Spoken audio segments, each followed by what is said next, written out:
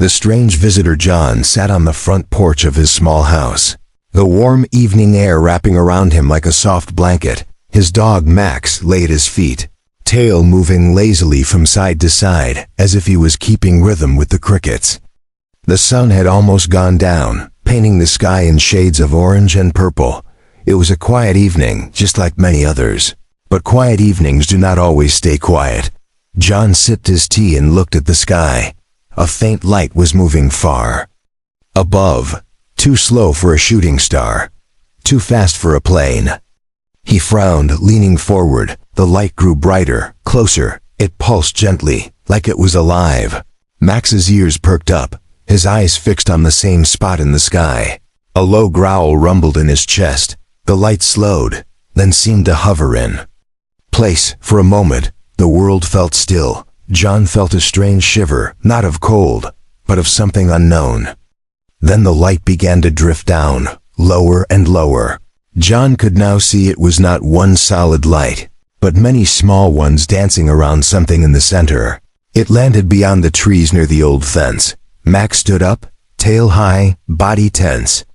John whispered to calm him, but his own heart was beating faster than usual. From the shadows between the trees, something moved. It was small, thin, almost delicate.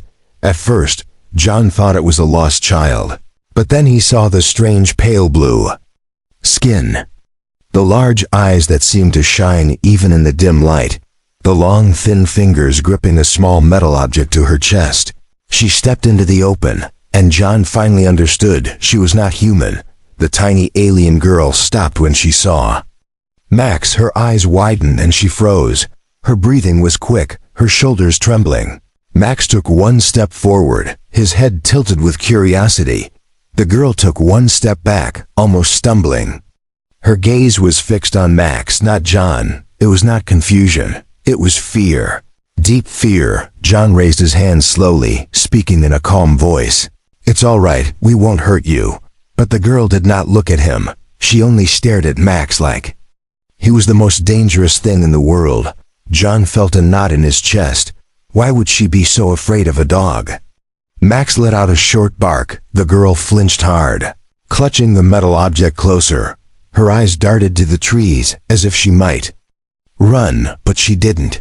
She stayed, her body rigid. John noticed her eyes were not only wide with fear, there was something else. Something like sadness. The night air seemed to grow heavier. The crickets went quiet, as if the world was holding its breath. John slowly stepped forward, but Max stayed where he was, watching. The girl shifted her weight, like she wanted to flee but couldn't. Maybe she had nowhere else to go. Maybe she was hurt, or maybe, John thought, she had come here for a reason. "Hey," John said softly. "He's a friend, not an enemy." But she only shook her head. A tear rolled down her cheek, catching the faint glow from the porch light. She looked so small, so fragile. John's mind raced with questions. Who was she? Where had she come from? And most of all, why did she seem to fear Max more than anything else?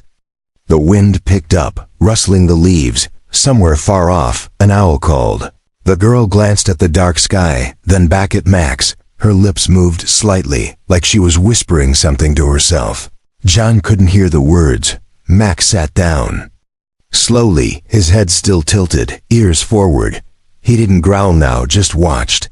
The girl took a tiny step back again. John could see her knees shaking. He wanted to move closer, to help her, but something told him not to rush. Something told him that any sudden move would send her running into the night. So he stayed still. The three of them, man, dog, alien, stood there under the fading sunset. The air between them thick with fear, curiosity, and something else John couldn't name. Then, from somewhere deep in the trees, there was a sound, a low, echoing howl, not from Max, but from something else. The alien girl's eyes went wide, and for the first time, she took a step toward John. Her gaze flicked to Max, then to the darkness behind her. Her lips trembled. It was as if she was deciding which danger she feared more. John knew then something was coming, something she was running from, and whatever it was, she had chosen. She would rather face the dog she feared. then go back into the shadows. The fear asterisk. The tiny alien girl stood frozen a few steps from John's porch. Her chest rose and fell in quick, uneven breaths. Her large, glowing eyes darted between John and Max, but they always came back to Max. It was as if she was expecting him to leap at her, to bare teeth, to attack. But Max only sat still, head slightly tilted, tail giving one slow wag. John could feel the tension in the air, like a rope pulled too tight. A gust of night wind brushed past, carrying the scent of the forest. The girl's nose twitched. Her gaze flicked over her shoulder toward the dark trees. John noticed how her hands shook as they clutched the strange metal object to her chest. It looked like some kind of small device, oval-shaped, with a soft blue glow along its edge. He didn't know if it was a weapon, a tool, or just something she was holding for comfort. Max gave a quiet, curious whine. The girl instantly stepped back, her feet crunching on the dry leaves. She stared at him as if that sound had confirmed all her fears. John took a slow breath, raising one hand in a calming gesture. "It's all right. He won't hurt you," John said gently. His voice was steady, but his mind was full of questions. She didn't answer, but her eyes narrowed slightly. Her body language said she didn't believe him. The space between them felt like an invisible wall made of fear. Max lowered his head, ears flicking forward, as if trying to figure her out. John knew Max well. He could read his moods, and right now, Max wasn't aggressive, only cautious. The girl's gaze finally flicked to John for half a second. Her lips parted like she might speak, but then she saw Max shift his paw, and her attention snapped back to him instantly. Her breathing grew even faster. John wondered, had she seen creatures like dogs before? If she had, they must have been dangerous. The forest behind her seemed darker now, the moonlight barely touching the ground. Shadows shifted between the trees, making strange shapes. John thought about the strange howl they had heard. He couldn't shake the feeling that something was still out there. But for now, the girl's fear was all for Max. He decided not to move closer instead. He slowly sat down on the porch steps, leaning forward just a little. He wanted to make himself look smaller, less threatening. Max stayed beside him, his tail now resting quietly against the wood. John spoke again, slower this time. "This is Max. He's my friend." The alien girl tilted her head slightly at the sound of his words. Her expression didn't change much, but John noticed a tiny flicker in her eyes. She understood at least some of what he was saying, but she still didn't relax. Her grip on the glowing device was tight, her knuckles pale. It was as if she thought Max might charge at her at any second. Max yawned and laid down, stretching out with his head resting on his paws. It was the most non-threatening thing he could do. The girl's eyes followed every movement. Her body loosened just slightly, but she didn't move forward. Her fear wasn't going away that easily. A small sound escaped her throat. It wasn't quite a word, it was more like a tiny hum or murmur. She took one slow step to the side, her bare feet making no sound on the grass. John noticed her legs were thin, almost too thin. She looked tired, maybe even weak. But there was something sharp in her eyes, a constant awareness. She was ready to run if she had to. The silence between them was heavy. John's mind raced for ways to show her Max was safe, but he also knew trust couldn't be forced. He remembered how wild animals behaved when they were scared. You had to give them space. Maybe she was the same. Max gave another small whine, this time lifting his head and looking right at her. The girl tensed again. Her lips moved, and this time, John thought he caught a sound. A word in a language he didn't know. It was soft and shaky, but it carried a clear meaning in her tone, warning. She was telling Max to stay away. The night was growing colder now. John could see the faint mist of her breath when she exhaled. The trees creaked in the distance. Somewhere, far off, another strange sound echoed. It was faint but sharp, like a cry from an animal John had never heard before. The girl flinched at the sound, her eyes flicking toward the forest again.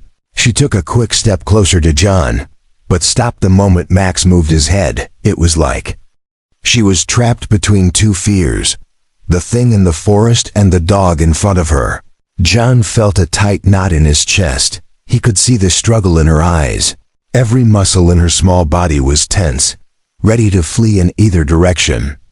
"I don't know what you've been through," John whispered, "but Max is not like that."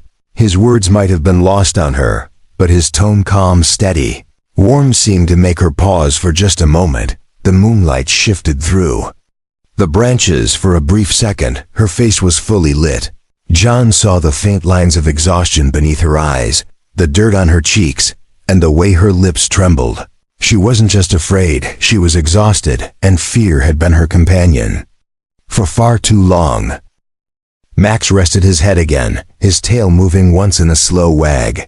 The girl's breathing slowed just slightly. She still kept her distance, but for the first time, she wasn't looking at Max like he was a monster. She was looking at him like she wasn't sure, and that small shift gave John a quiet hope. But then, from deep in the forest, that same strange howl rang out again, louder this time. The girl's head snapped toward the sound. She took another step toward John, and this time she didn't stop. The first contact, the girl stood only a few steps from John now. Her eyes moved quickly between him and Max, like she was measuring every possible escape. The strange howl from the forest still echoed faintly in her ears. It was clear that whatever was out there frightened her even more than the dog in front of her. But fear doesn't vanish in an instant, it lingers. Her hand still clutched that glowing metal object against her chest. As if it was her last shield, John stayed seated on the porch step, not moving too quickly. He knew the wrong motion might send her running back into the shadows. Max lay at his side, calm but alert. The dog's tail made small, slow movements, each one like a question mark in the air. John could almost feel Max's curiosity. It was as if the dog knew something was different about this night. "Hey," John said softly, his voice steady. He tapped his chest lightly. "John," then pointed to Max. "Max." The alien girl tilted her head slightly, her lips pressed together, and she gave a short blink, almost like she was memorizing the sounds. Then, slowly, she tapped her own chest. The word she spoke was soft, almost a whisper. It didn't sound like any name John had heard before, but it was something. The first bridge between them. John repeated the sound, trying his best to match her pronunciation. Her eyes widened just slightly. For a moment, she forgot to look at Max, but the moment didn't last long. Her gaze flicked back to him the second he shifted his head. The tension in her shoulders returned. John thought about what might show her Max was safe in his mind. He pictured every time a new neighbor's child had been scared of Max. It had always taken patience. He leaned back, reaching for something beside him, a small red ball. He had left it on the porch earlier after playing fetch. He held it up so she could see it. Her eyes followed the bright color, curious but cautious, slowly. John rolled the ball a short distance toward her. Max's head lifted, eyes locked on the ball, but he didn't move forward. The girl stepped back half a pace, watching both of them. The ball stopped near her feet. Her toes curled slightly in the grass as if she was unsure whether to touch it. John stayed quiet, letting her decide. After a long pause, she crouched down slightly. Her long fingers reached toward the ball. The moment she touched it, Max's tail thumped once against the porch wood. She froze, her fingers still on the ball. Her eyes shot to Max again. But this time, there was no bark, no growl, only a calm dog watching her. Her shoulders loosened, just a little. She picked up the ball slowly, her eyes never leaving Max. John smiled faintly. "That's it," he whispered under his breath. She looked at the ball in her hands as if she was holding something strange but harmless. Her fingers turned it over, feeling the smooth texture. John extended his hand toward her, palm open. He didn't reach for the ball, he just kept his hand there. She tilted her head, confused. Max shifted again, his eyes bright, but still no sign of threat. Finally, she took a small step forward and placed the ball in John's hand. Her movements were slow, deliberate, When her fingers brushed his, John noticed how cold her skin was. He rolled the ball gently to Max. The dog caught it softly in his mouth, then walked forward, not toward her, but in a small arc. He came close enough to set the ball down near her feet again. The girl's eyes widened, her body stiffening, but Max didn't lunge, didn't push. He simply stepped back and waited. It was an invitation. She stared at him for a long time. Her breathing slowed slightly. Her gaze flicked to John, as if asking if it was safe. John gave the smallest nod. The girl reached down, this time without crouching as much. Her fingers brushed the ball again.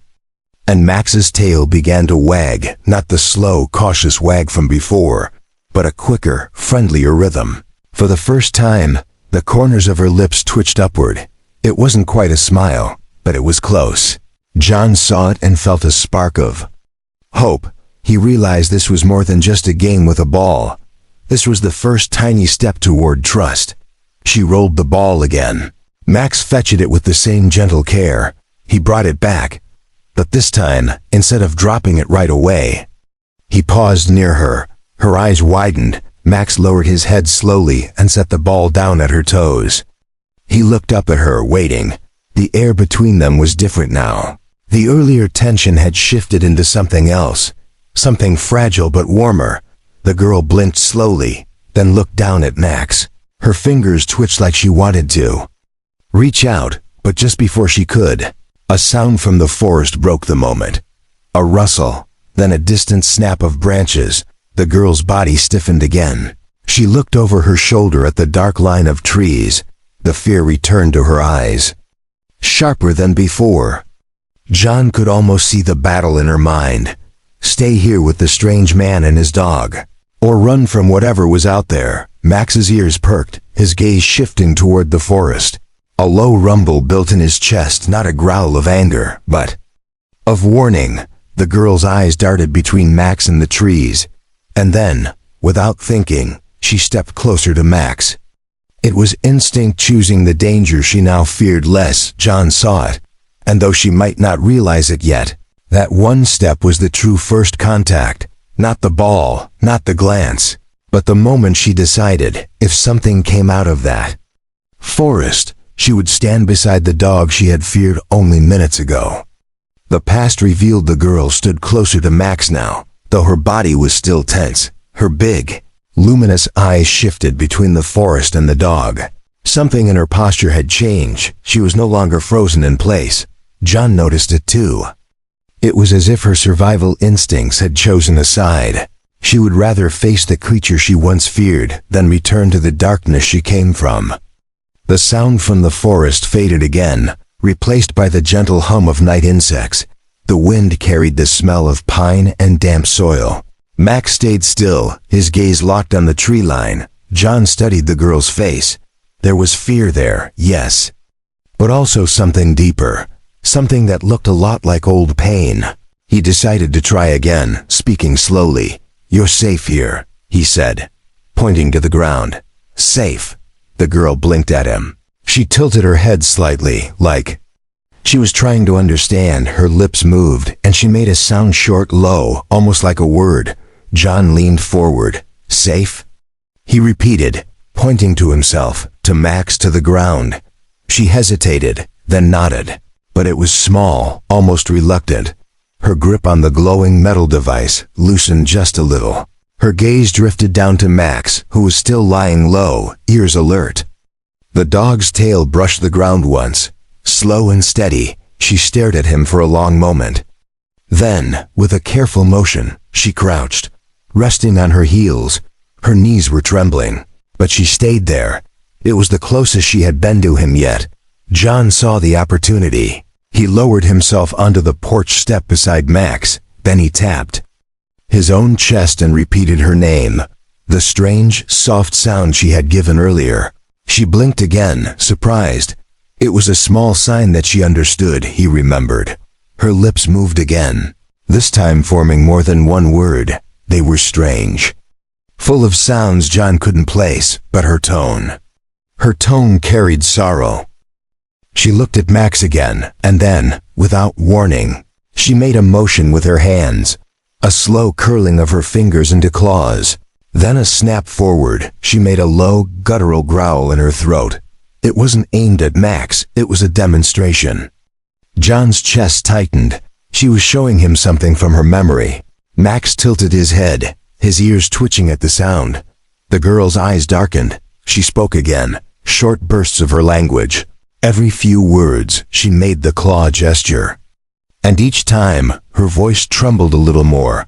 John didn't understand the words, but the meaning was becoming clear. On her world, there were creatures dog-like, maybe even wolf-like, predators.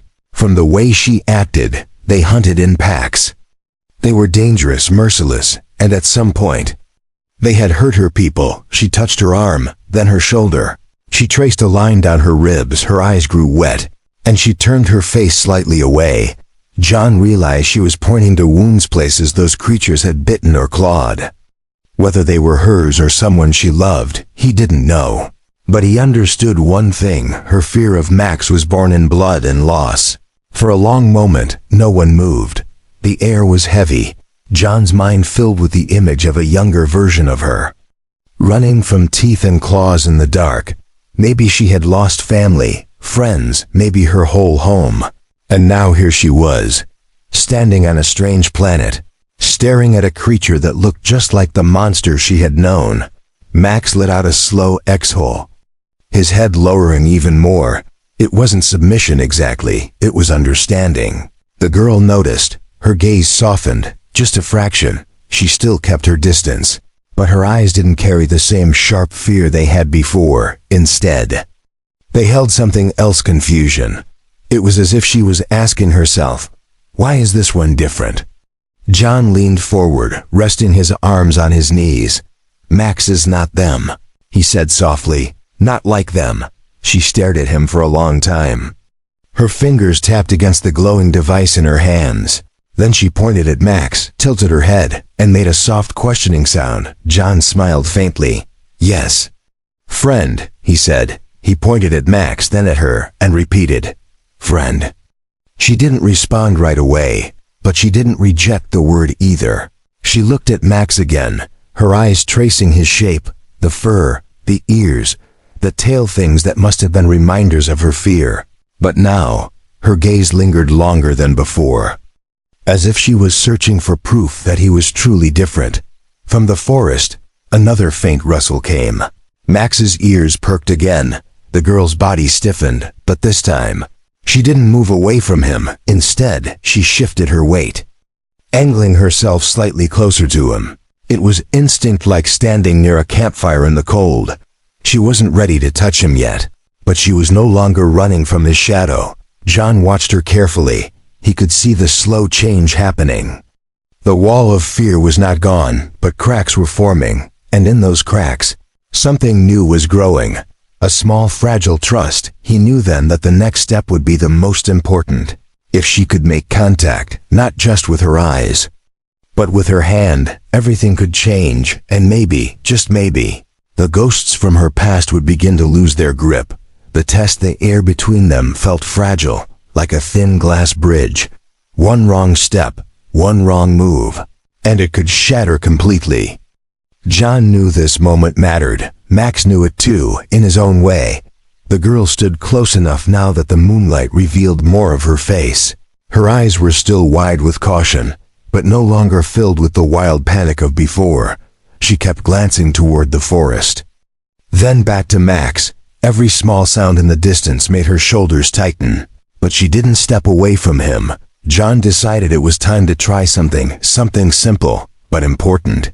He reached behind him and picked up the small red ball again. It had been their first bridge, and maybe it could carry them further. He held it in his palm for her to see. She tilted her head, remembering the earlier moment. Her long fingers shifted on the glowing device she still held. Finally, she set the device down gently on the porch step. That alone made John's chest tighten. It meant she trusted him, if only a little. He rolled the ball slowly toward Max. The dog picked it up, his tail giving a slow, measured wag. Then John pointed toward her and said softly, "Go on, boy." Max trotted forward, not too fast, not too close. He stopped halfway between John and the girl, then dropped the ball. It rolled the last few inches until it touched her bare foot. The girl froze. She stared down at the ball as if it were some strange living thing, her toes curled slightly against the grass. Her gaze flicked up to Max, then back to the ball.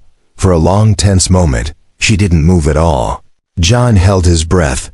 Then, slowly she crouched down. Her thin fingers reached for the ball. Max didn't move, didn't blink, he just watched. She picked it up and held it in both hands, turning it over like she was studying it for the first time. A faint, almost invisible smile tugged at the corner of her mouth. It wasn't joy. Not yet, more like curiosity trying to break through the fear. John spoke again, softly. "Throw it," he said, making a gentle tossing motion with his hand. She didn't understand the word, but she understood the gesture. Her eyes narrowed slightly. Then she gave a short, careful throw. The ball bounced once on the grass before Max leapt forward, catching it gently in his mouth.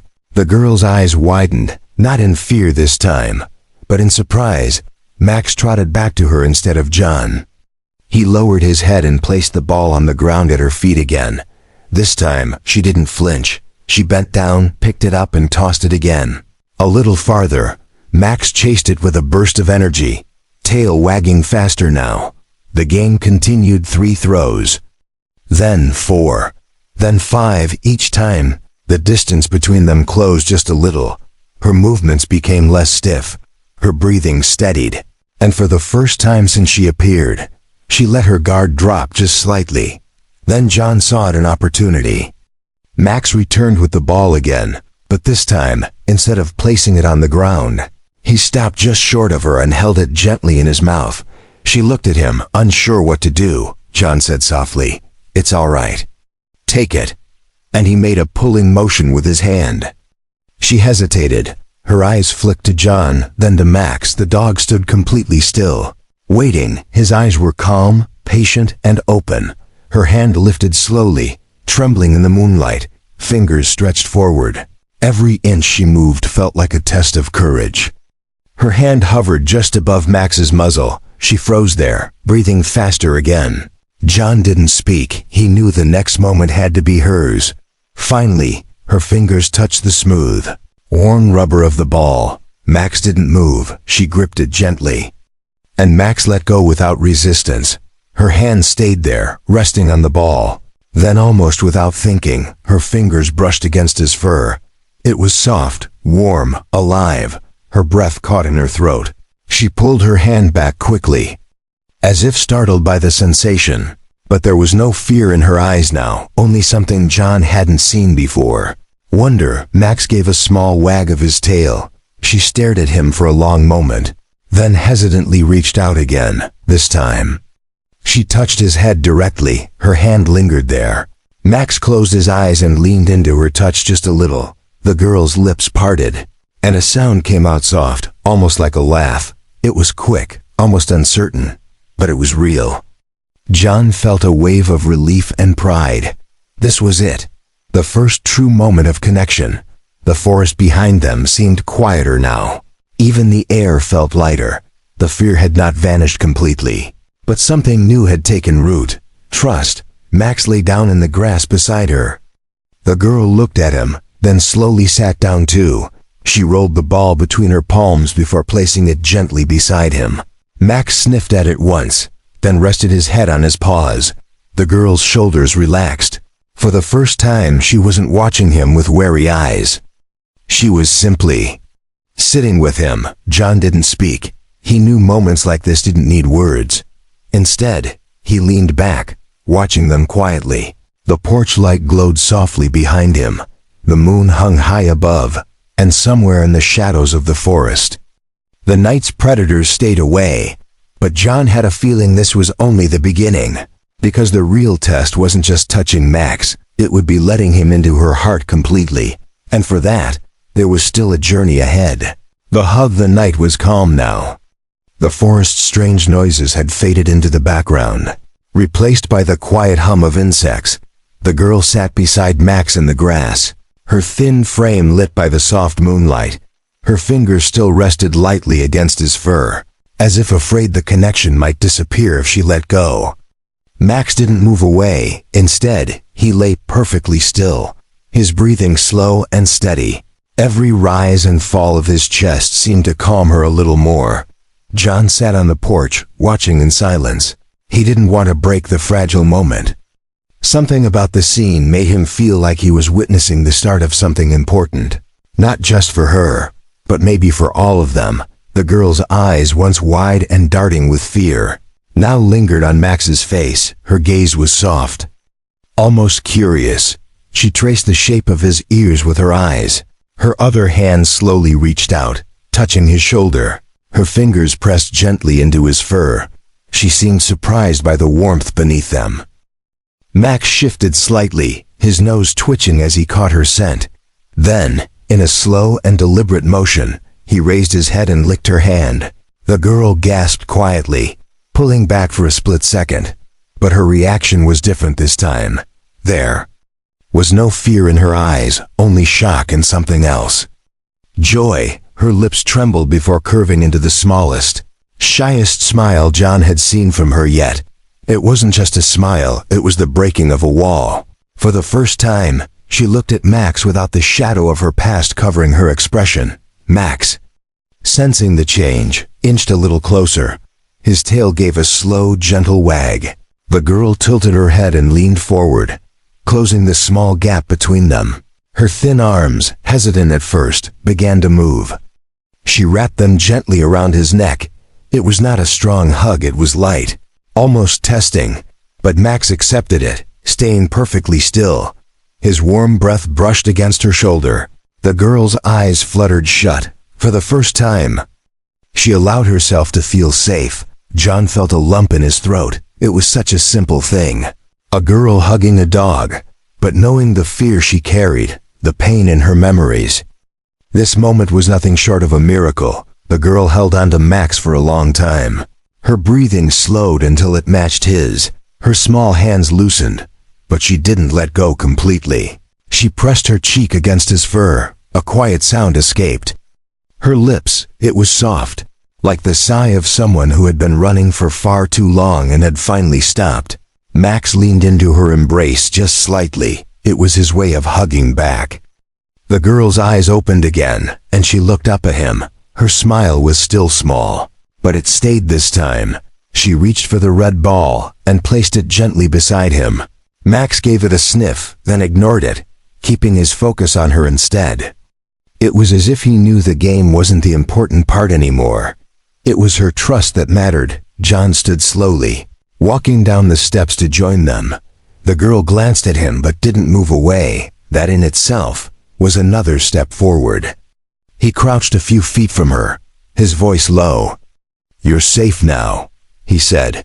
He wasn't sure how much she understood, but from the way her shoulders relaxed, he thought maybe she understood enough. The girl released Max slowly and sat back, but her hand stayed on his fur. She looked at John and spoke softly in her own language. The words were strange to his ears, but the tone was clear, gentle, warm, grateful. She glanced back at Max and repeated the last word she had said. John wondered if it was their word for friend. From somewhere in the forest, a branch cracked under weight. It was faint, but all three of them turned toward the sound. Max's ears perked up. The girl's grip on his fur tightened. But this time, instead of shrinking away, she shifted closer to him. Her eyes stayed on the trees. Her breathing was quicker now, but her body language was different. It was the stance of someone ready to stand her ground.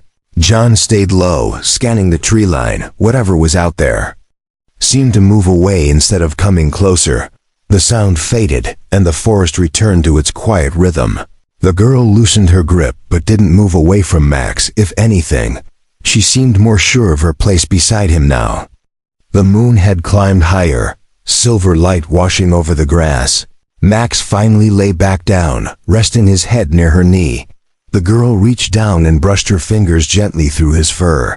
It was a slow, steady motion. Her eyelids began to lower. She was exhausted. John realized she might not have rested properly in days. Maybe weeks. She leaned sideways, her small frame curling against Max's side.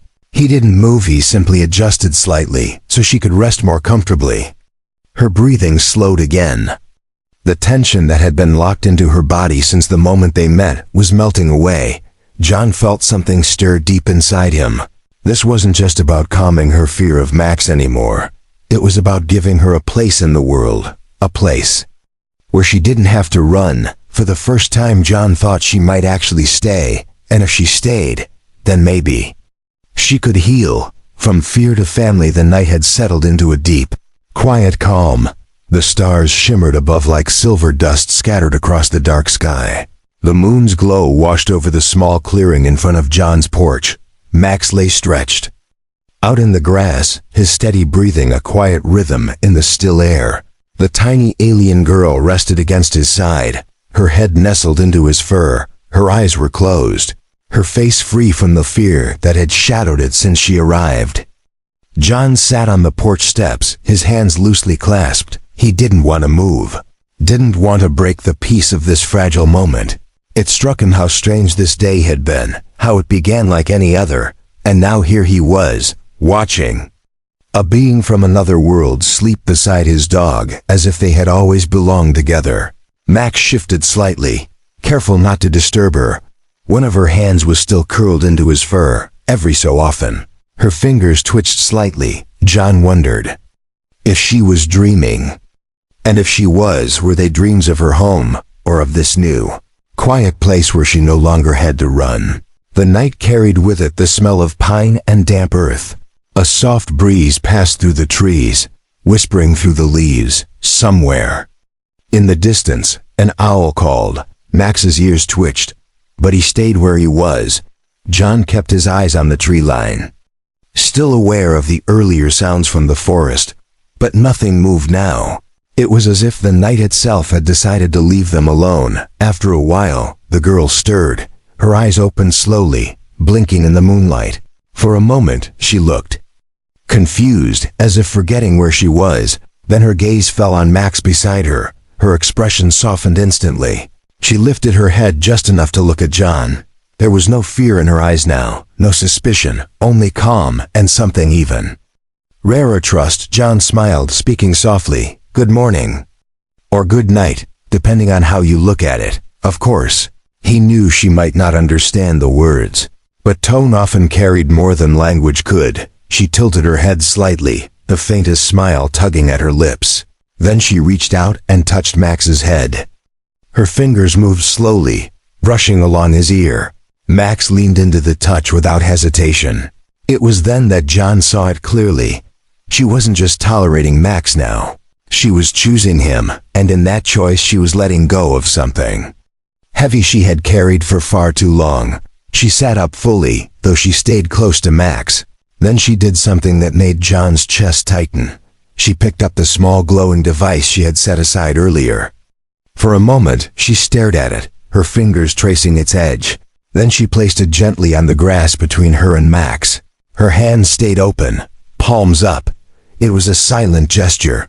John didn't know if it was a sign of peace from her people, but he knew it meant she no longer needed to cling to it for safety.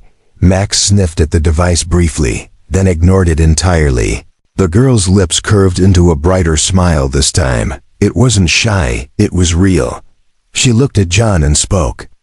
Her words were soft and melodic. He didn't understand them, but the way she said them, it was like the tone someone uses when introducing a friend to another. John pointed to Max. "Max," he said. She repeated the sound carefully. "Max." Her voice was light, almost playful. Then she placed her hand on her chest and spoke her own name again. John repeated it, doing his best to get it right. Her eyes lit up, and for the first time she laughed. A small, bright sound that seemed to chase away the last shadows of fear. The moment felt like a quiet promise. Whatever came next, they had crossed the hardest part. From here on, the path might still have challenges, but it would no longer be walked alone.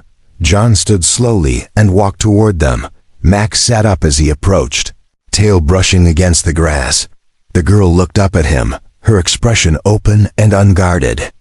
When John crouched beside them, she didn't pull back. Instead, she leaned slightly toward him. It was the smallest of gestures, but it carried a lot of meaning.